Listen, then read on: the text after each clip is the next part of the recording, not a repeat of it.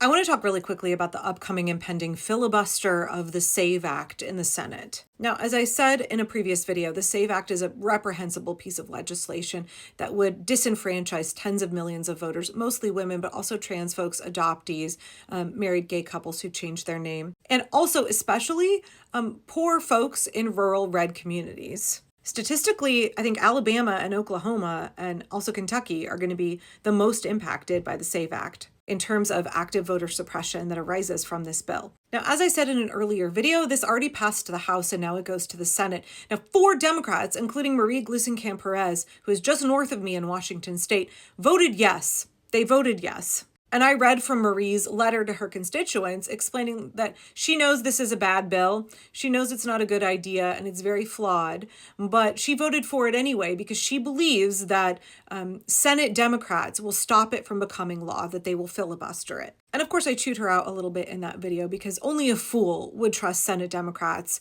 to vote as a bloc to stop anything. We already know that Chuck Schumer is completely ineffectual and cannot whip Senate Democrats to vote together as a bloc to save his life. I mean, Gluesenkamp-Perez, did you not learn from what happened with the vote for cloture and the continuing resolution?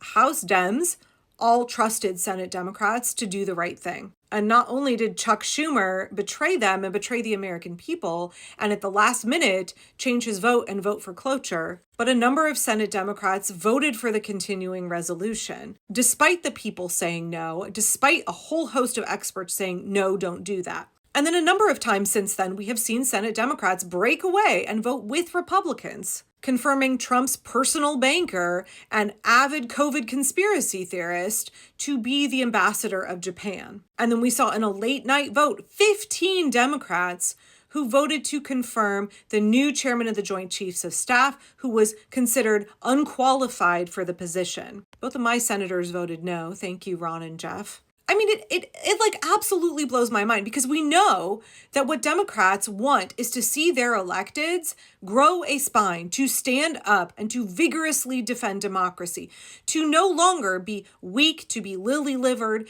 to vote alongside Republicans. We don't want to see Democrats buckle and fold. We want them to be the party of no. We want them to be the party that says abso-fucking-lutely not. We do not support anything this regime is doing. We want them to be as obstructivist as Mitch McConnell was when he was the minority leader. And he had a really good time whipping all of those Senate Republicans to vote together as a bloc to obstruct everything that the Democrats wanted to do. So no, I do not trust Democrats in the Senate to filibuster the SAVE Act. I do not trust them as far as I can throw them.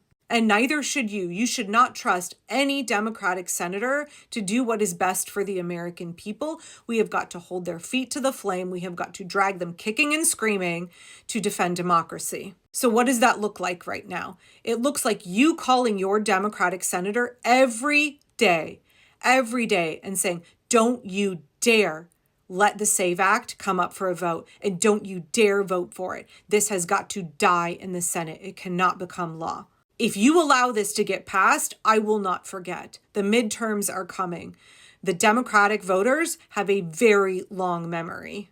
Do not allow this to pass. We cannot be as foolish as Marie Gluesenkamp-Perez to blindly trust that Senate Democrats will do the right thing.